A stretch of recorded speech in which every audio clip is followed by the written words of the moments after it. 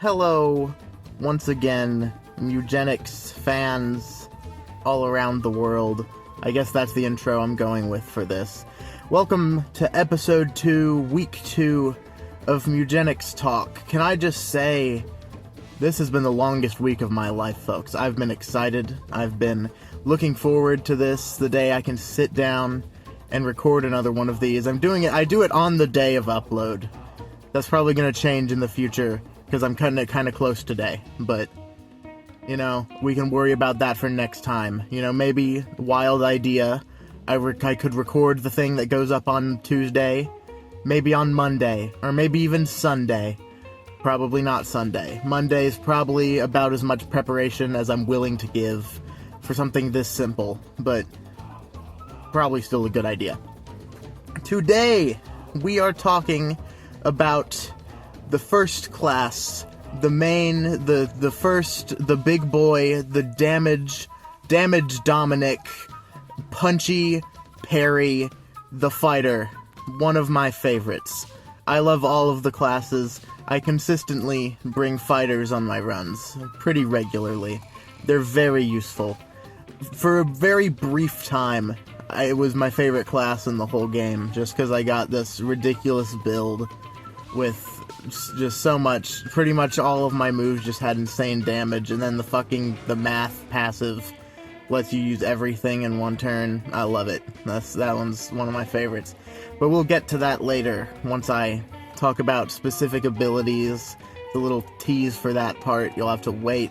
I'm not really sure how long this is going to take. I'm not sure how long I can talk about one class, so if it's too quick, I'll throw in Hunter as well. We'll do dual wielding class analysis. That'll be very fun.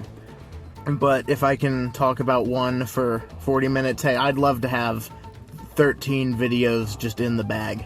Because I am going to talk about Jester at the end, because I do think there is some, it's different. It is different. The way you play it is objectively different. Alright, Fighter. What's so interesting about Fighter? I wouldn't say interesting is the word. It's extremely simple, and that's good. Because it's one of the 4 starting classes. You want it to be pretty simple to understand, and Fighter is just about fighting people. It's about punching people, and that's about as simple to understand as it gets. But just because it's simple does not mean that it's bad. In fact, I'd say that Fighter's probably the most consistent damage source you could possibly have. Other classes can they can beat it if you really try. Not if you really try. If you get really lucky, they can beat it. But consistently, I would say Fighter has, average run, Fighter's gonna be doing the most damage if you know how to play it. And I think it's hard to ignore the effectiveness of just having really high, oftentimes burst damage. As you play the later difficulties, elite types kind of fuck you up. They really do. It's not... Pretty much any build has a counter that could just be thrown on a boss, and you kind of just have to accept that. One of the least counterable builds, at least in my experience, it's not really a build, more just like the genre of build, I guess. I don't fucking know what to call it. But burst damage is hard to counter with elite modifiers, because if you're doing really small hits, spikes, and kinetic spikes, that's really bad. A lot of the other ones are more just generally terrible for all builds equally, but the ones that really fuck you up are fire immunity and all that kind of stuff if you have a fire thing going, or again, the kinetic spikes and just regular spikes with a bunch of tiny attacks. Those can really ruin it. I had this monk with the one, I don't know what it's called, fucking shiny fist or something, where you use it and then your basic attacks for that turn emit sparkles. I had overconfident with it, so it cost 1 mana, and I was doing that just the entire time. And then I beat the king. It was Act 1. I beat Throbbing King. I take him home. try to do a house boss on a higher difficulty, it got the fucking kinetic spikes modifier. And needless to say, Danny did not make it past that fight.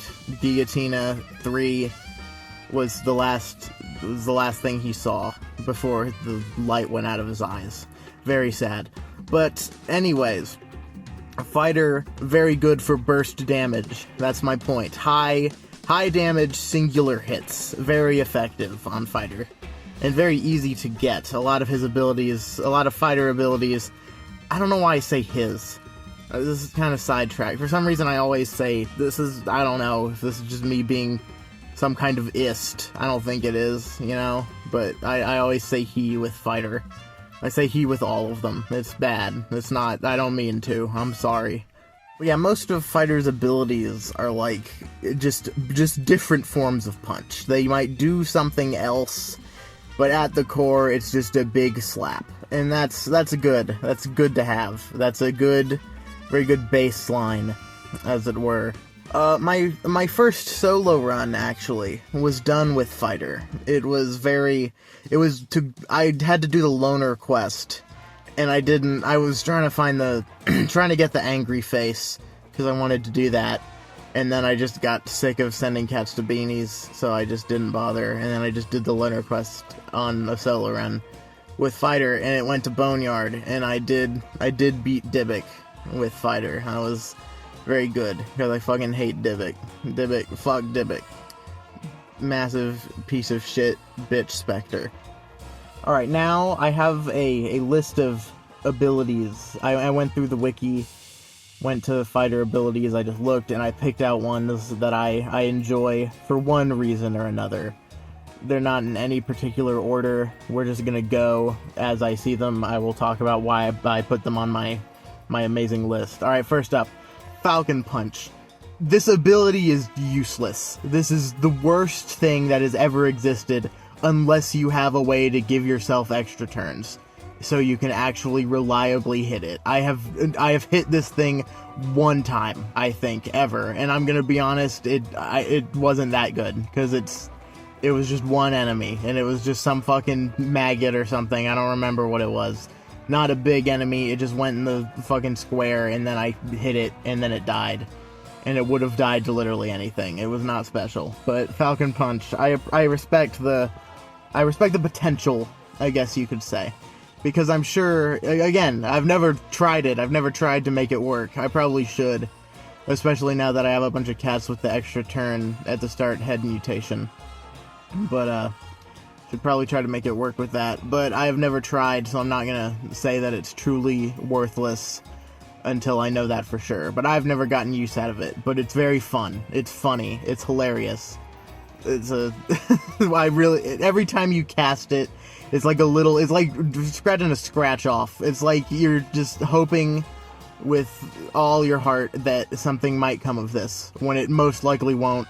And when it is, it's probably not gonna be a lot. But it still makes you happy when it happens.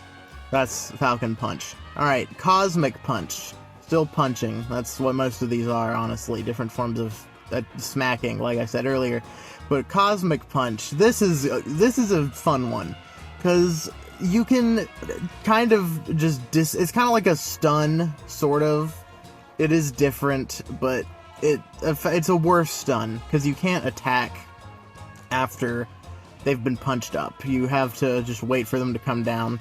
You can't really do anything to them. And that is bad, but having an enemy just out of the fight completely for a bit is useful. It's a good thing to be able to do if you're overwhelmed. You can basically just get a break from an enemy for a bit. Especially if it's like, I'm pretty sure it works on bosses. I think so. I don't see why it wouldn't.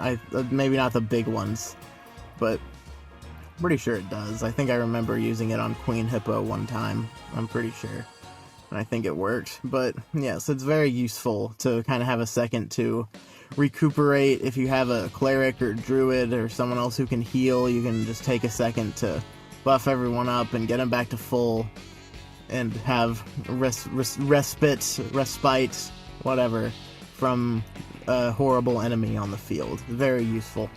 And next up, Juiced. This is a very simple one. Juiced just doubles your move speed. It's really effective, and you can just keep using it for more speed. Very good. It allows you to basically get anywhere. Since you already want Fighter to have high speed, if you have Juiced, you're probably just going to be able to go anywhere on the map if you use it. And that is really good for Fighter, especially if you need to get out from somewhere. Because you got to get up close. That can backfire sometimes. If you need to leave, get out of a tough spot, Juiced is really good for that. Very simple, not much to say on it. Because of it's just more speed. That's always good. You don't really need to, not much to say. Alright, this is more of like a combo, I guess you could say. Stick plus Weapon Master / Smashed. More so Smash, because the Weapon Master's fine, but you'd probably want like an actually better weapon if you're gonna do Weapon Master. But Smash with Stick, very nice. Being able to just keep equipping more sticks, being able to summon more. You can also put Smash on Tinkerer for a more powerful effect, similar to this, but since this is strictly about Fighter, I figured I would just make it all Fighter abilities. I don't want to get into multi-classing really beyond very basic things. That's for the Jester video. But yeah, Stick plus Smash, really nice. Just a lot of damage, a lot of really good melee attacks, and it's a ranged one. Like, more just double range than your basic attack, which isn't, like, honestly not the most useful thing, but it can help you out if there's, like, an exploding enemy or something. Really, it's not negligible. It does have an effect. Alright, Stoop Zerk. I fucking love this. I love being able to attack twice. It's just punching twice every turn. No mana. Very nice. You combine Stoop Zerk with math question mark. Absolute creme de la creme of Fighter. Just the stupidest fucking dipshit running around punching things. That's what you want when you pick Fighter. You pick Fighter, slap that collar on that cat, you go, man, I want this thing to be fucking stupid and dumb. And, you know, this is the peak of that. Stoop Zerk is the peak of idiocy. And that's really, I mean, if it's not about being a moron, what is it about, really? Alright, Synchro Spin. I wish I could use this effectively, but I feel like, I don't know. I think there's a world, well no, I know there's a world where this is really good, because obviously the peak damage potential of it, very nice, but I feel like I always kind of just screw it up somehow. And I'm, maybe Crusade surrounding is like, I should try getting a cleric, slapping Crusade on there, surround one enemy, and then you can do it. That's probably how you do it. But, yeah. Wish I could actually, wish I could use Synchro Spin right. Haven't gotten it in a long time. And I have Crusade going through my genes right now with my cat breeding. So, might try to do that. Might be fun. Alright. Officially on to passives. There's less of these, because I find them less interesting to talk about. Just because they're kind of just reliable, good effects. Alright, Boned. This is the one, you equip a bone when you kill something. Really good. This is better, this is also good with Smash from earlier. I don't know why I should have saved Stick plus Smash for this, but just talking about Stick on its own, Stick's not really that good. I'm gonna be honest. I'd rather just have an actually, like, functional weapon from the beginning than fucking Stick. But with Smash, it's actually a worthwhile thing, even if Craft Weapon is just kind of better. But, again, multi-classing, we're not talking about that. But yeah, Boned, really nice for Smash as well, if you can combine them. Really good. Having a bone whenever you kill something. It's very useful if you don't have a weapon. It's a good way to just always have an extra source of damage without having to use mana on something like Stick or Craft Weapon or whatever. Very reliable, very useful. Alright, next up, Fervor and Frenzy. These are grouped together. They're kind of two sides of the same coin. One is, I believe Fervor is heal 5 HP, and Frenzy is gain 2 strength whenever you kill an enemy. Very good, especially for solo runs. I'm not a solo run guy that much. I've done most of Butcher just because I like Butcher, but I'm not, I don't know. I prefer the 4 cats. It's just more fun for me that way. But I know a lot of people do like the solo run thing, and Fervor and Frenzy are very good. Any on-kill effect is really good for that, but since this is Fighter, we're talking about Fervor Frenzy. It's being able to, since you're killing all the enemies, you're getting the boost much more than you would in a 4-cat run on a solo run.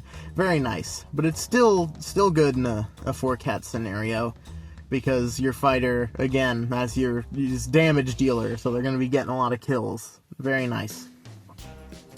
Alright, kind of already touched on this one earlier, but math ? Wonderful.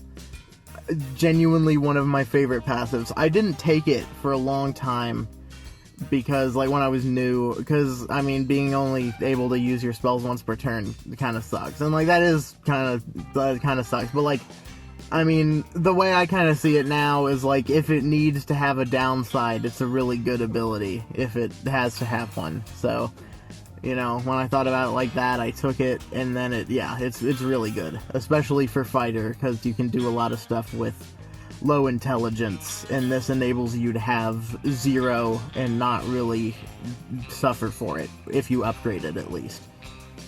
Alright, Hamster Style. I really like this one. The health regen is really nice, the bonus moves are really nice. Especially, it helps to counteract the minus constitution with the bonus moves, because you can actually escape, you can go in, do some stuff, and then go back out. But the upgraded version, basically just turning your basic attack into Fury Swipes, is very, very good. If you have high luck with that, really nice. Not much to say about it. I don't know why I didn't put... I'm looking at this right now. I don't know why I didn't put Fury Swipes in the fun abilities thing. That's one of my favorites. We're going to double back on... We're going to go back to Fury Swipes. Go back to actives to talk about this. Because it's really nice. It's not the most glamorous thing, but it's really good. Just punch, punch, punch, punch, punch. Doing a lot of damage with that. And a multi-hit attack. There's not, like, too many of them in the game. Like, there's a lot, but, like, there's not that many. So having one, there's so many uses for multi-hit that are really nice. Like, with Bruise, multi-hit is really good. For the Man on the Moon, there are some scenarios where enough multi-hits can make the hand attack twice. Alright, I'm recording a little addendum just to say, I decided to look this up while I was editing. The thing about the Fury Swipes, and I later mentioned Arrow Flurry, being able to make the man on the moon's hands dash more than once. The wiki just says that is not real, and I swear to God it was. I'm putting this in because this very well may just be wrong. I swear to God there is some configuration or way to make it work like that. I swear I remember using multi-hit attacks to make the Man on the Moon's hands go multiple times with one ability. I swear. I swear to God that it works somehow. I might just be wrong, but please tell me there's some way that this happens. Because if there's not, I've just gone insane, I guess. So just ignore what I said about that. It's still a good ability, though. Fury Swipes. Still good. Alright, last up for this. Punch Face. Crits from the front. Really good. Crits in this game are really good. There's a lot of things that boost crits. Guaranteed crits. I mean, it's just double damage. In its weakest form. Double damage from the front. And when you're already doing a lot of damage, guaranteed double damage, really nice. It's really good. I don't know what to say about it specifically. There's no, like, strategy to go for other than just be in front of people. So, I mean, yeah, just be in front of people with this. Really good. Really powerful. Alright, next up, I'm gonna go through some tips. If you're newer to the game, this is for you. If you've played it for a while, you're probably not gonna get that much use out of this part, especially since Fighter is a very simple class. I don't have much to say here. But if you're really new to the game and you need some advice, this is for you. Fighter is a very unique case, I'd say, where it gets much better the later into the game you get, and that's the case with pretty much every class. But with Fighter, it's different because the low constitution that you'll have in the beginning it's pretty bad whenever you don't have, like, reliable escape tools. Like, Fighter does have some, but you're by no means guaranteed to get a way to get out. You have a way to get in, but you're gonna kind of have to stay in a lot of Fighter builds unless you sacrifice damage, which is the correct play to do, obviously. My tip is to be cautious. Use the enemy range thing where you can right-click on enemies to see how far they can attack. Use that before you do anything. That's just a blanket tip for the whole game. Just use that constantly. It'll help so much. But, yeah, be very cautious with Fighter, because you kind of have to play it like tank in a lot of ways, but you're not a tank by any means in the early game. As you get later, you'll get Kaz with like a shit ton of constitution, so you can just have a lot of health. And you can not worry about being cautious as much, but that's what you gotta do in the early game. It kind of sucks, but that's just how you gotta play it. Alright, I've been recording for 25 minutes, and once I edit it down, there's a decent amount, there's some I'll have to cut out, just pausing and such. But, I guess we're doing Hunter as well, because I don't want to put out a fucking 15-minute video. That sucks. It's gotta be at least half an hour. That's my bar. So I guess we're doing Hunter. Much like Fighter is your basic melee class, this is your range class, and I'm hesitant to say it's the basic ranged class, because it's really the only ranged class. That's one of the biggest problems with the game. Hunter has the entirety of range, basically. Mage can kind of do it. Well, not kind of. They can be pretty ranged, since they buffed the range on the primary. Mage can also fill the niche, and Psychic has a lot of, like, far distance things, just due to the fact that a lot of it is line of sight. But Hunter is the one thoroughly ranged class that can, like, you can shoot over walls. You always want to be far away. That's pretty much, very little to do with close range, and those classes can technically be close range. Hunter is thoroughly ranged. And I know they're planning on doing more ranged classes. At least, I think they said at least 2 more in the DLC, which is good. We need more than just Hunter when it comes to range. And dexterity, honestly. In general, I find strength to be much more, like, abundantly useful than dexterity is. Especially since with most of the classes that benefit their primary from strength, it's 1-to-1, where if you have, like, just 10 strength, your attack is doing 10 damage. But with dexterity, it's a damage formula, which is, like, it's not 1-to-1, basically. I don't know exactly what the formula is, but you'll notice if you get more dexterity, your damage is not necessarily going up. Hunter is probably my most used class throughout the game. Maybe Butcher's overtaken it by now, just because I find Butcher much more fun. But Hunter is probably my most used, just because I've been consistently using it throughout my entire time playing the game. And I don't think that's a bad thing, really. I just wish there was more options for range. One thing, I like how this is general with all of the classes, and I'm pretty sure it's also like this in D&D, but I'm not a D&D guy. I wouldn't know the first thing about that, so I assume it's the same, but this is the first time I've really, encountered something like this, weirdly enough. But with most games where I have classes, the big class thing when I think of classes in games, I think of TF2. And this is very different from that, because with that, the class it's not really a class, it's kind of just a dude. And the dude does things that the dude does. It's not like a general thing, it's very specific. There are different weapons, obviously, but very few that holistically change the class. With this, there's like so many different archetypes you can do, and it's not really gameplay based when they're designing the abilities. Like with Hunter, they didn't say, oh, ranged guy. It's not just about ranged guy, it's very much about being a hunter, more so. Like, they have animal related abilities, like summons, spawning shit, and they have traps and stuff. So it's not just, oh, we need a ranged guy, we'll just call it Hunter. It's very much about being a hunter, which I find fun. I like that. That's part of, again, I know the Butcher one, I swear to God, this is going to be like fucking 8 hours long, because I'm just going to keep talking about that class, because I love it so much. But that's part of why I like Butcher so much. It's not really when you think Butcher, you don't have any, like, implications on the gameplay when you hear that, really, besides from, like, the general concept of meat will probably be involved, and with Mewgenics, that's the food pickups. But that's really all you get from hearing that. Alright, I'm gonna talk about abilities that I like for the Hunter now, much like with Fighter all those years ago.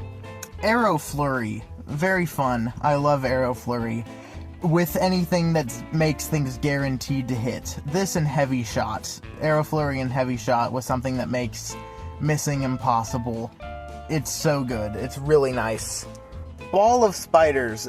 I love this ability. I love it so much, and it pisses me off so much because I see the fucking trap, the stupid spider egg sac trap, and my instinct is that it's Ball of Spiders, and it never is. I can't remember the last time I got this ability, and I keep getting fucking baited by Egg Sac Trap, thinking it's Ball of Spiders, and it pisses me off so much. I hate Egg Sac Trap. I will never take it, just because of the psychological warfare it's done to me.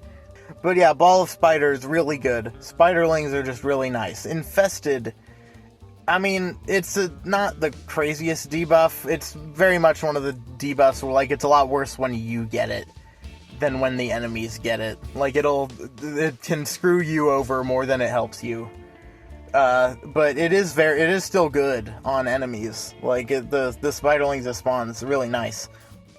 I don't really do trap builds that much, but Bear Trap is just the quintessential trap. And, like, it's good. It's perfectly good. I prefer the passive that makes your basic attack spawn bear traps, but the ability itself is also nice. It lets you make a lot more of them. I mean, immobilization is really good for so many things in this game, and being able to do it, at least semi-reliably, is a really good benefit to have in your run. Fire shots. I love fire, and I like lighting fires, not just inflicting burn, but lighting fires is really good, because it just kind of has a compounding effect on the battle. Really useful. I've noticed, especially with Mother, fire just destroys that fight. Firecracker is probably better, because it's more of an AoE, like, for that specific use case, but, we're talking about Hunter here. Tinker can wait. Hail of Nails and Line Shot. Wow. I love these abilities, because they do so well against anything that's more than 2 units wide. And it really is, specifically the Dreadnoughtus I keep wanting to say Dreadnoughtus because of Terraria, but the Dreadnoughtus in Act 3, really good, because if you get Hail of Nails or Line Shot, you could technically hit, I say technically, it's really not even that hard to do. You can hit 2 legs at once, and if you have, say, like, high crit chance or something, you can lift up 2 of the legs in 1 turn from full health if you have, like, crit boosting and crit damage and such. Technically, that won't happen as often, but you'll get pretty close. Alright, these two are similar. I'm lumping them up, but last hit and Needle Shot. They're similar in the sense that they both do really pathetically low damage, but have some other benefit. And, I mean, last hit, refreshing your basic attack, very nice. If you notice there's an enemy with 1 health, like a maggot or something, definitely, I mean, yeah, it gets you a lot of benefit. But Needle Shot, I fucking hated this ability for a long time, just because I thought it was worthless. And I mean, giving thorns to enemies does suck if you have a lot of melee guys on your team. But ignoring shield, there are so many enemies, especially in Act 2, the worms. There are so many enemies that have, like, the bone worms, I mean, not the death worms. That should clarify. So many enemies that have no health and a lot of shield, and the shield basically acts as their health. And Needle Shot can just insta-kill them, which is really handy, considering the bone worms are pretty annoying, depending on your build. Marked and Persistent Hunt, another double grouping. These are very similar. I think Persistent Hunt is better, just because, I mean, with the upgrade, it starts off reloaded, and that's basically, you can just mark and then kill, and then just keep doing that. Especially since it's marked 5, it's not gonna go away after a turn. And marked, I mean, you can do it a lot, but it's just not as special. And the upgrade, I've never gotten any use out of the upgrade for marked, really. A lot of the time, it's just, I don't know, I would rather have Persistent Hunt. But marked is very good still. If you can't get Persistent Hunt, do not sleep on marked by any means. It's very useful. Persistent Hunt is just better. Scatter Shot. I'm so sad that this ability got nerfed. I loved the ignore your guys aspect of the upgrade, and now it doesn't do that. And to be fair, I do think that was probably the right decision, just because, for one, it doesn't even say that it does that, and also it kind of goes against the entire concept of the ability to have it omit your guys. I understand, I get it, but it's still a very sad loss. Still a good ability, though. Alright, on to the passives. Bullseye. This is one of the things I was talking about earlier. One of the things that makes missing not happen with, like, Arrow Flurry or Heavy Shot. Items can also do this, but again, Hunter, we're talking about that. So Bullseye is what we're talking about. Really good. And the upgrade with critical chance and luck every time you make a critical hit.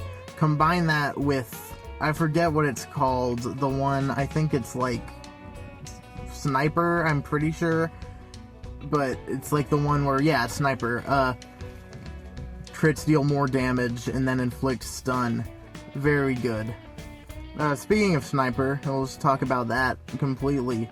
Sniper is very good just on anything that involves crits, and Hunter does have a lot of crit stuff, which is really, yeah, especially, again, Persistent Hunt or Marked, really nice to have Sniper with those types of builds, just because you're increasing your damage, you're doubling your damage, basically, with your crits, and then with the upgrade, you're tripling it, which is, I mean, yeah, I think I need to say how good that is. Plus the stun, having a way to reliably stun is, if you see a guaranteed stun, take it, unless it's like that one collarless ability. If there's a guaranteed stun, it will do so much work in your run.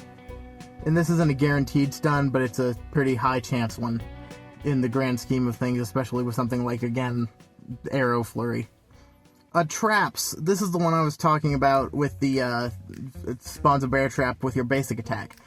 This is the only time I've really done a trap build, it was with this. And it's really nice, really good. The 2 dexterity and bonus attack with the upgraded version, really useful. It actually makes me feel like greatly rewarded for hitting a trap instead of just doing 5 damage and immobilizing. And I mean, that's already good on its own. I'm not trying to say it's not, but like having the +2 dexterity in the fight and the bonus attack, that's a really good benefit. Combine that with tricky traps. There's traps and then there's tricky traps. Wow. That damage, and it doubles your trap damage and effects. Really nice. And allies don't trigger your traps with the buff, or with the upgraded version. I mean, I see how traps is a build a lot of people like. I'd rather attack directly. I don't use it very often. It's just a playstyle difference. Traps are very effective if you decide to try to make it work. Alright, that wraps up my discussion about these two classes. I guess we'll be doing 2 an episode now. That'll be the formula for this little series within a series. But I guess another thing I could talk about is the mini-bosses representing these classes. Magnus and Fenrir. Magnus for fighter, Fenrir for hunter, naturally. You probably know that. On the off chance you don't, now you do. You're welcome. But yeah, Magnus. I don't find Magnus to be that difficult. I've never had a problem with it, but he can do a lot of damage if your cat's get in a bad position with that chain dash. The chain dash is a dangerous thing to worry about, as well as the spin. You don't want to have your cats together. You want to really focus on positioning in this fight, just because his damage increases by a lot, depending on your position. I mean, yeah, overall, Magnus is not that hard, but I do think it's a good representation of the class. That's what I like about the mini-boss classes. My opinion on what makes a good one is if it represents the class well, and I would say Magnus does. It's emblematic of, just dashing in and then spinning and punching. That's pretty much all there is to fighter. I don't see how you could make it not encompass it pretty well, but credit where credit's due. Even if it's not that difficult of a thing that was accomplished, it does represent the class very well. Alright, Fenrir. This one is much more interesting to talk about than Magnus. I don't find it that hard, but there is a level of, there's a level of difficulty to it. You do have to be paying a lot of attention, which sometimes you don't want to do when you're playing a video game, and that's fine. I don't think that's an unreasonable thing to want, but Fenrir does kind of require a little bit of attention being paid to just make sure you don't step in any traps. But this is a very annoying boss, because it just runs away and it pushes things that melee attack it away, and it hides in the grass. This is a very annoying fight. You'll notice you'll just be missing a lot. And then when you do hit it, if it's with a melee, it'll just push it away again, so you can't really follow up on it unless you have some type of movement ability or attack. One thing that Fenrir does falter to pretty effectively is fire. Just, if you have anything that can do burn, Fenrir is done. There's nothing to do. There's nothing he can fight back against that with, because he'll just keep trying to go into grass, but the grass will no longer be there once he reaches it, because it becomes fire very quickly. Any type of burn just shuts this boss down, and I do enjoy bosses with clear-cut just weaknesses like this that kind of just mean that they're just something that can counter them really effectively nearly every time. I do enjoy bosses that have that, and Fenrir definitely does have that.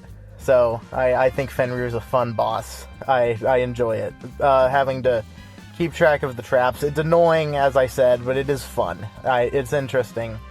And it's kind of it objectively is your fault if you die. Because, if you're paying attention, you just don't walk into the traps, right? So there is a level of skill, most certainly. There's a pretty big level of skill and just memory.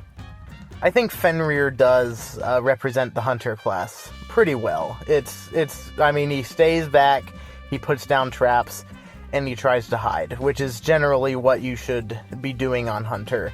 Which brings me to the hunter tips portion of the video. There's not too much to say about hunter. What I just said basically is it.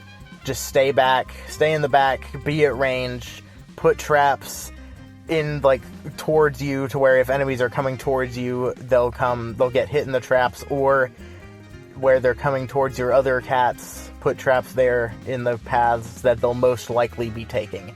As you play the game, you kind of get a feel for how the enemy AI works, so you can kind of more reliably figure out which way they're going to go. In the beginning, it's a lot harder when you're first starting out on the game, but once you play it a lot, you'll start getting a natural feel for how the AI wants to move, and that makes traps much better than they are when you don't know that. specifically the tall grass thing, like I mentioned, that's a very good place for Hunter to be. It's you don't need to move as much on Hunter, so if you have, say, a druid that can make grass or tall flowers or something, or have an item like the flower bag or the grass seeds or whatever it fucking is, that lets you make grass, that's very useful for Hunter. Very good. I guess another tip I have for Hunter, I kind of only gave one tip for Fighter, and that's just because there's not really much to say other than just, like, be careful, don't get cocky. But with Hunter, there is a little bit more, because it's more complicated. I guess a broad thing is, this isn't really about what to do with the class. Like, it kind of is. You'll see. My tip is, when you're first starting out, just bring a Hunter. Like, bring one. It's really good. Having range is astonishingly useful. Having a class or a cat that can stay back and you don't have to be in danger to do damage is a really valuable asset when you're starting out at the game, not as skilled. That was useful for me. I was shockingly awful at this game when I first started. It's literally the first strategy game I've ever really played, so I was kind of expecting to be terrible at it, and I was. But Hunter, it does make it a lot more manageable, having a way to do damage without having to put yourself in immediate danger. So just bring one until you're comfortable with the game. That's my big tip for that. More abstract, but I think it'll help if you need help. Alright, I guess this wraps it up. Our little Fighter and Hunter analysis. Not really an analysis. I don't know, I think I might have had a little bit too much confidence in myself last week when I Fighter analysis. Yes. No, that's not really what it was. It was kind of just talking about it, which is fine. I don't think I'm really the most qualified to be giving deep cut, philosophical thoughts on this. That's for someone who does, like, the fucking crazy solo run shit or whatever, but I'm more of a casual player who just likes the game, so I'm giving very surface level things. I'm more interested in fostering a discussion as opposed to being the tell-all bearer of wisdom. And, well, that's good that I don't care about that, because I'm definitely not. But that about does it for this week of Mewgenics Talk. I hope you enjoyed. Please subscribe if you enjoyed this and you want more. Thank you to my one subscriber. The first two were just my friends, but there's one person just from the endless expanse of the internet who decided to click the subscribe button. And thank you, pal. I saw your name, I saw your YouTube name in my notifications. I guess you have your stuff public. I'm not gonna say it here, but you know who you are, and you know what? You'll always be number one in my book, pal. I guess I'll talk about some of just the abstract stuff about the whole series a little bit at the end here. I think that's a good thing to say, to touch base on. I think the first episode, I don't regret it by any means, but it's much more rambly than the rest will be, purely because it was general thoughts. And the rest of the episodes are going to be much more focused in on one topic. So I think it'll be a lot less tangents. Don't worry, there'll still be tangents. I love tangents. They're always fun. But I'll make sure to include some topics in the future that lend themselves to that. But I think with things like this, like the class discussions or other purely gameplay things, it'll be much more honed in. One person said, I need to slow down and I sound like I'm on 10 different drugs at once. And I replied to that with a little joke, like I always will. If you comment something, chances are if I reply to it, it'll be a joke. But I guess that's an actual like piece of criticism. That I can't imagine they mean like my actual talking speed, because this is just how I normally talk, and if that's too fast for you, I'm sorry. I'm guessing they more mean slow down and think about what you're saying. And, I'm thinking with the more specific topics, that'll kind of naturally happen, but I refuse to make a script. That's not what I'm about. I have a list of topics. That's how I do this. I have a list of topics I want to talk about, and then I just go through the list and I talk about them off the cuff. And that's how this is going to continue. So if you can't handle that, too bad, pal. Get out of here. We don't fucking want ya. Alright, well, that's it. I am signing off. Goodbye, Mewgenics fans. Goodbye, Mewgenics Talk fans. My one fan. I think I have more than one fan, but the one fan who clicks subscribe, you're a real one. And I'm going to leave this here. I don't know what the next episode will be. We'll figure that out when we get there. If I figured it out by the time I'm done editing, it'll be at the end of the video like it was last time. Goodbye.